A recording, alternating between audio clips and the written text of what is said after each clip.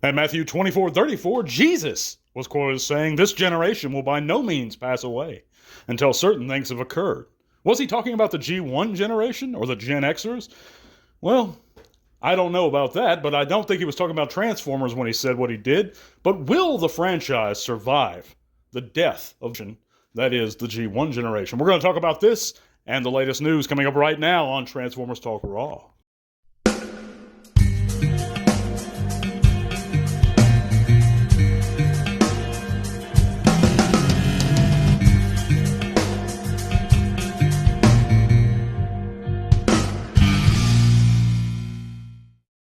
So whether you call them Gen Xers or anyone who just lived to see even the ass end of the original Sunbow series or experienced the Marvel comics firsthand when they were being published, when they were being aired on TV, we're talking about the G1 generation.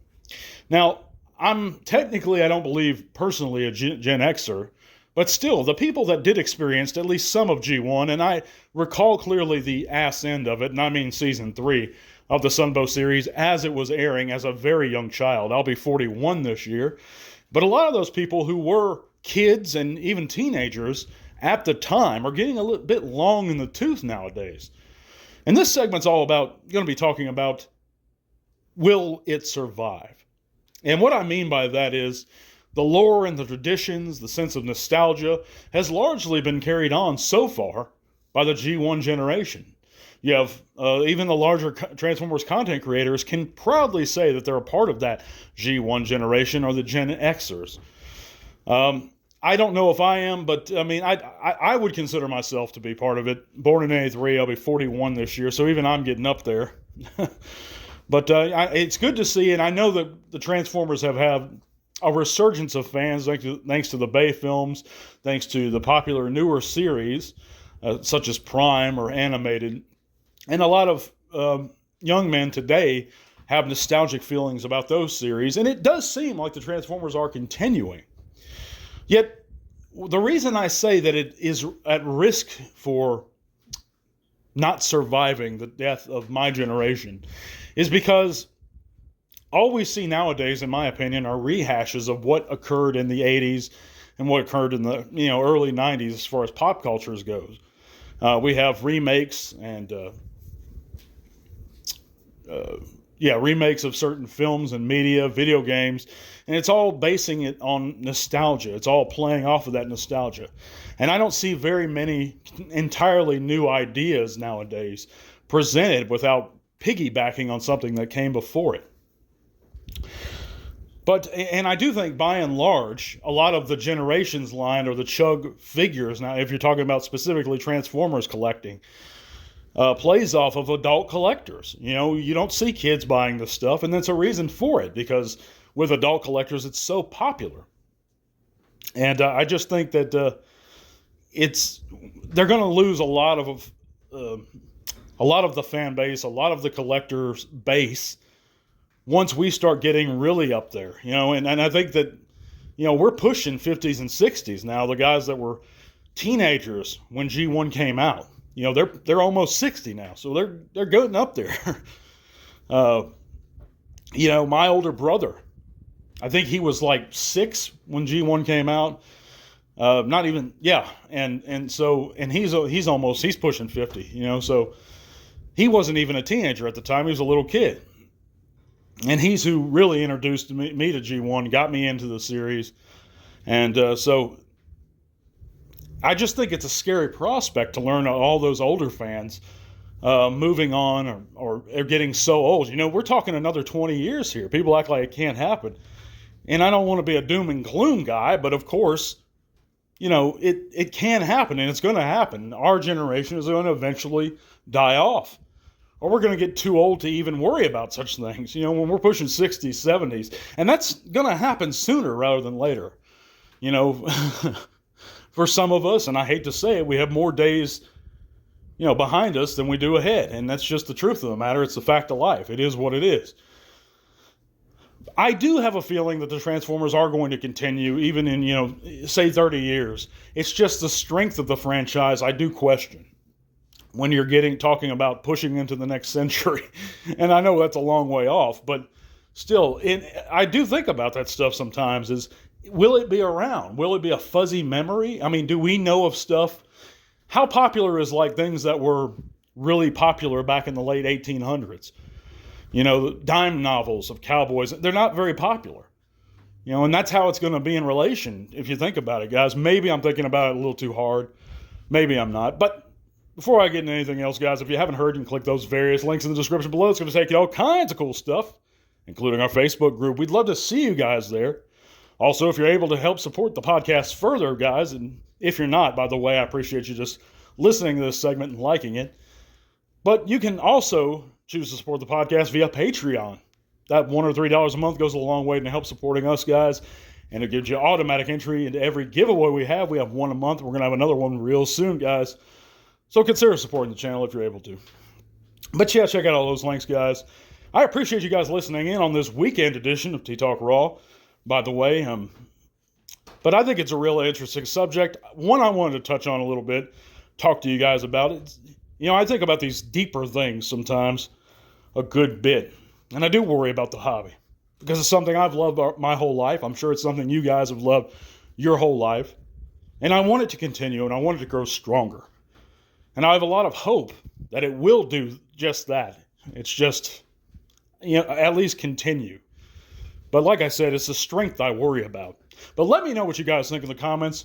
We're going to move on to this week's news and the Donkey of the Week.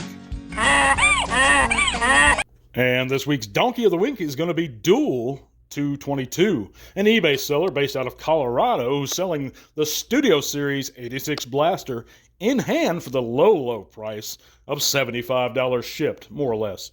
Of course, we know that the Studio Series 86 blaster is Voyager class with an MSRP of about $35. So, you know, give or take $20 shipping. You know, I think $55 would be more in line with a fair asking price and a couple extra bucks for his time and trouble. $75, you know, guys, I consider this scalping. And this seller, Duel 222, certified Donkey of the Week. But also, moving on to this week's news, we know that the Legacy Tidal Wave has been found in Canada retail outlets via GameStops all over the country. So you lucky dogs there in Canada will finally be able to get your hands on Tidal Wave. Hopefully he'll be in the States real soon. We also know that the legendary Victor Caroli is to attend TFCon Toronto. That's July 12th through the 14th, guys. So you only have, I think, what, a few weeks, 2 weeks to maybe 3. If you're planning on attending TFCon Toronto, get your stuff in order. But if you go up there, tell him T-Talk says hi and say hello to Mr. Caroli. Of course, he's that legendary individual who did the prologue in Transformers the movie. He also did The Secret Files of Teletran 2 and the 3rd season of the Sunbow series. And just a wonderful, wonderful voice actor all around. But moving on, guys, we also have the first reveal via Instagram of the TF1 Theater standee. And this looks pretty cool. I know a lot of folks are excited for Transformers 1. I'm taking a cautious yet optimistic approach. I'll probably go see it. But, and hopefully I'll be pleasantly surprised. But this looks kind of neat. Also, via JT Prime, a very reliable source for listings, he's recently revealed that no core class listings have been found for next year, 2025. And seemingly nothing is taking its place, guys. And this is shocking to a lot of fans I know who love those core class, especially one of my buddies in our Facebook group, Billy Kidd, who has his No Bullshit Toy Reviews channel here on YouTube. Check it out, guys, if you haven't already. But he loves those core class and those legend scale guys. Maybe this will give an opportunity for more third-party options like the Dr. Wu, I believe, to take precedence and fill in that gap for a lot of collectors. And that's sad to hear, and I hopefully Hasbro fills it up with something else. But let's move on to this week's poll results. Check out the poll results. And of course, this week I asked the question, can any animated film be better than the Transformers the movie 1986? And almost 75% of fans polled answered that yes, a Transformers film can be better, animated film could be better than the 86 film. Unfortunately, guys, I'm in the minority here of, I think, 22% that said it can't be. And it's just the nostalgia. And I'm actually going to rant for a minute about this, guys. Okay, so the reason I don't feel that it can be is because in a basic storytelling way, okay, Transformers the movie took its characters seriously. That's not to say, and events, it took the Transformers seriously. That's not to say it doesn't have its campy moments. If you guys are fans of the Castlevania series on Netflix, that has its campy moments. Yet they take the source material as seriously as possible. And do you know why they have to do that? It's because the basic premise is so fantastical. So basically, from a storytelling perspective, the more fantastical the story is, the more seriously you have to take it for the writing to be enriching or in-depth. And they did that with Transformers in the movie. That's why I felt that the profanity at times was necessary, the violence was necessary, and the death was necessary. And when you already have something like the Transformers that's so fantastical, and they're very fantastical, and they're very hard to believe, far-fetched almost. You must at all costs for the story to be rich, have great characterization, and to take itself very seriously. Now, that's not to say Transformers can't be great storytelling. It is. I mean, Lord of the Rings is fantastical, but Tolkien takes it seriously. But I digress. This is why I don't feel that any animated film could be better than the 86 film, because it takes itself so seriously, and it doesn't look like Transformers 1 is doing that. But, again, I might be pleasantly surprised, and the majority of you guys do feel that there can be one. So, and I respect that point of view. Thank you guys so much for listening. Let me know what you guys think in the comments. Be sure to subscribe and hit that thumbs up button, guys, if you haven't already. God bless you guys. We're going to be back next week. Tell R1. This podcast is made possible thanks to the support of listeners like you. Thank you.